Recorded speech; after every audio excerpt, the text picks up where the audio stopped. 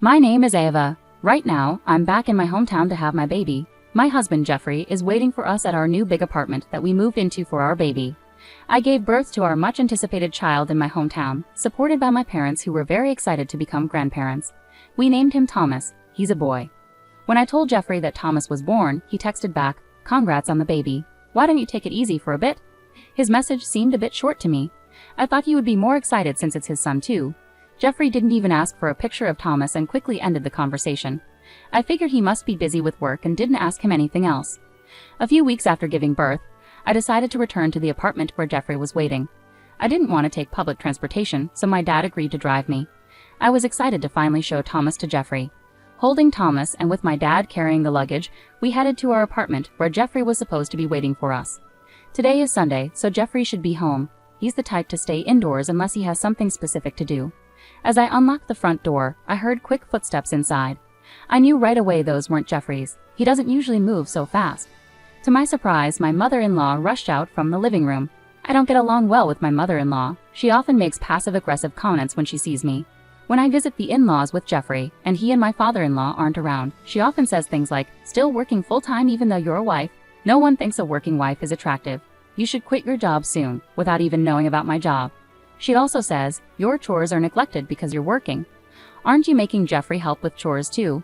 A wife should help her husband with everything, from changing his clothes to other tasks, making unrealistic demands.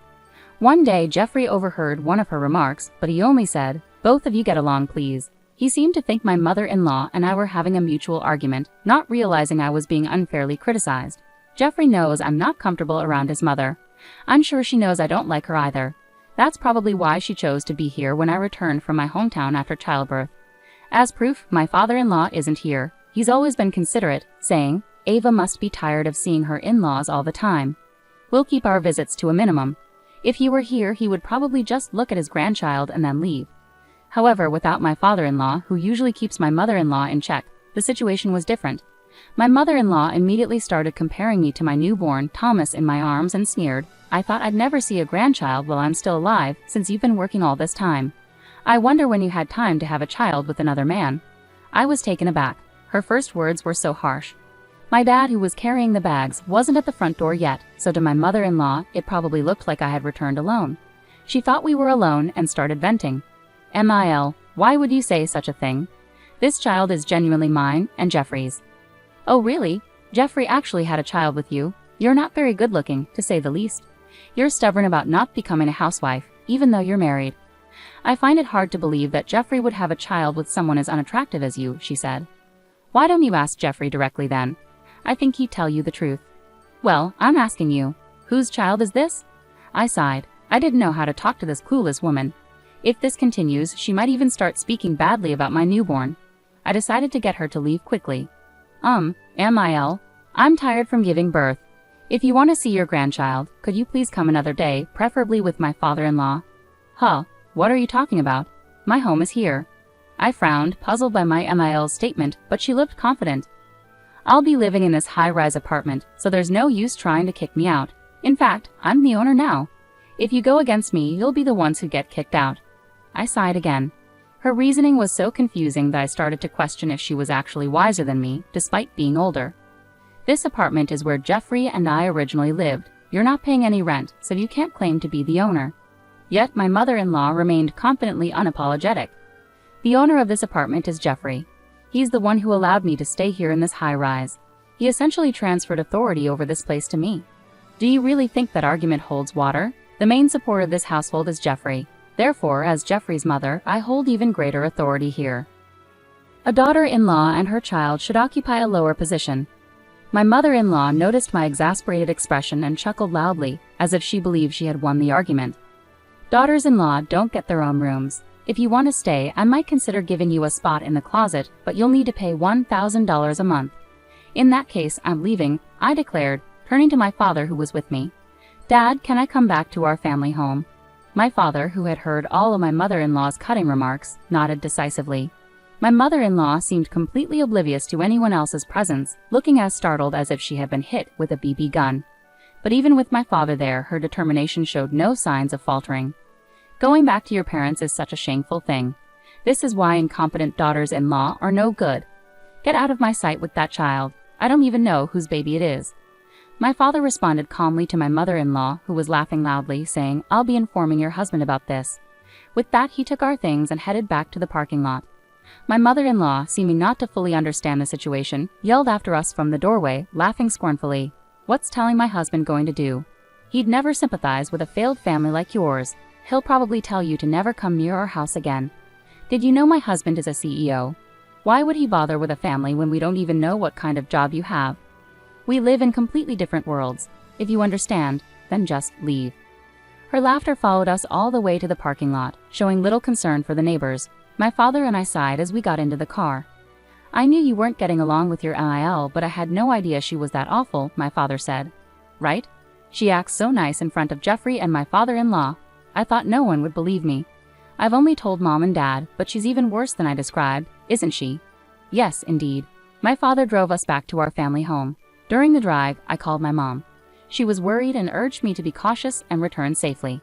Didn't seem like Jeffrey was around, but do you think he agrees with my NIL's behavior? My dad asked. I shook my head, indicating I didn't know. I planned to contact Jeffrey soon, but before I could, Jeffrey called me. As soon as I answered, Jeffrey sounded frantic. I heard you came back for a bit. Where did you go? I'm going back to my parents' home. What? Jeffrey, earlier it seemed like you weren't at our apartment. Where were you? I went shopping because my mom asked me to. She wanted me to buy lobster for a fancy dinner tonight. I thought I sent you a message before I left, mentioning what time I'd be at the apartment today. I thought you read it. Why did you prioritize shopping over being here? It was my mom's request. You could have at least told me you were going shopping, couldn't you? Why didn't you contact me until now? Jeffrey was at a loss for words hearing my questions. This is typical of him. He avoids getting involved in conflicts, so he doesn't take anyone's side, not mine or my mother-in-law's. Maybe this time you listened to my mother-in-law who was nearby and assumed things would be fine with me. But I'm not someone who stays quiet after being treated like this. I sighed heavily. Hey, do you know what your mother said to me? Huh? You told her to leave, right? She came over to help with household chores while you were away. It was your mother who told me to get out. Specifically, she said our son isn't yours, Jeffrey, and that there's no place here for a daughter-in-law. So she'd rent out a closet for $100 a month. She said a lot of hurtful things. Come on, adults wouldn't say such terrible things. You must be exaggerating, right? My dad was there too, so he heard your mother's awful remarks. I was right there listening. With 2 witnesses, do you still believe what your mother says? It's not like that. Then what is it? Are you going to support me and ask your mother to leave our apartment? Are you going to make her leave? At my firm tone, Jeffrey fell silent. He didn't deny what I said, but he also didn't seem willing to ask his mother to leave. Even though our child's paternity was questioned, Jeffrey didn't seem to fully understand the gravity of the situation. I was stunned by his lack of awareness. I see. I'll leave then, and both you and your mother should leave too. I'll start the process to end the lease immediately. What? Jeffrey exclaimed in shock from the other end of the phone. Did you forget that the apartment is in my name? And haven't you told your mother that I earn more than you? She keeps pressuring me to quit working and be a housewife. I've had enough. How long will you let your wife endure such verbal abuse? Wait, please wait. We finally got this high-rise apartment. Don't just end the lease like that. It's a waste. A waste? Is that all you can say? Do you think you can keep living there after evicting the landlord, which is me? I didn't evict you. You're allowing your mother, who kicked me out, to roam free. Essentially, you're letting her drive me and our child away. I'm not generous enough to rent out my place to strangers. I ended the call, disgusted by Jeffrey's indecisiveness and his failure to protect his family. If in the future my mother-in-law says something hurtful about our child, Thomas, I bet Jeffrey would just brush it off with a casual calm down. I can't accept a man who would let his child be hurt like that. My job is flexible. I can work from anywhere with my computer, and my income is stable. I can take care of Thomas by myself. Actually, I don't need Jeffrey, especially if it means dealing with his irritating mother because of him. He doesn't strive for a promotion or further qualifications. He just relies on my earnings. My dad dropped me off at my parents' place and mentioned he had somewhere to go, likely to see Jeffrey's dad. My mother-in-law seems unaware of the mistake she made. She didn't even know that my father is also a business tycoon, as he and Jeffrey's dad are close through their roles as CEOs. They introduced their children to each other, resulting in Jeffrey and I getting married. It seems my mother-in-law either didn't care or wasn't informed, as she acted like she had no idea my dad was a CEO too. Her actions belittled both me and my dad reported it to Jeffrey's dad. Jeffrey's dad, unlike my mother-in-law, is sensible and decisive. He rightly scolded her for her behavior, as my dad told me later. Upon hearing this, Jeffrey's dad immediately summoned my mother-in-law and Jeffrey. He had her repeat the hurtful remarks she made about me and gave her a piece of his mind. Jeffrey tried to argue he wasn't present, but he was reprimanded for his initial attitude. The next day, my father-in-law came to my family's home with a box of candies as an apology. However, I couldn't bring myself to forgive them, so I declined the candies and asked them to leave. During this time, I terminated the lease of our apartment. Jeffrey and my mother-in-law needed to move out by the end of the month, so they went back to their family home.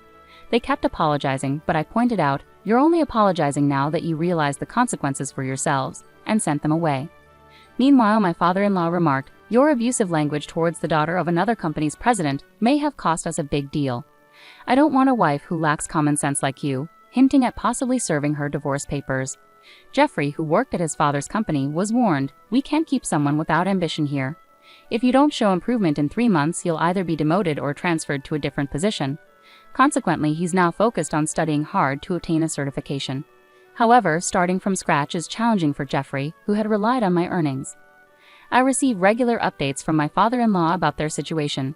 My mother-in-law continues to plead with him not to divorce her, showing no effort to find a job and hasn't even unpacked her belongings from the apartment. Jeffrey, struggling with his studies, is now seeking help from colleagues who already have certifications, despite feeling overwhelmed. "I'm now considering giving you divorce papers and I've already filled out my section." When I called Jeffrey, he picked up after 3 rings. "Hello, Ava. Are you coming back?" "Why would you say that? You need to leave by the end of the month, remember? There's no coming back from this." "Did you really terminate the apartment lease?" "I was the one who was told to leave, remember?" "I'm so sorry. Please, let's live together again." "But don't you have that 3-month deadline? Either you'll be demoted or you'll have to change jobs. I can't keep supporting you. I can't see a future living with you anymore. I'll leave the divorce papers with your dad. Fill out your part." "Why divorce? I didn't ask you to leave."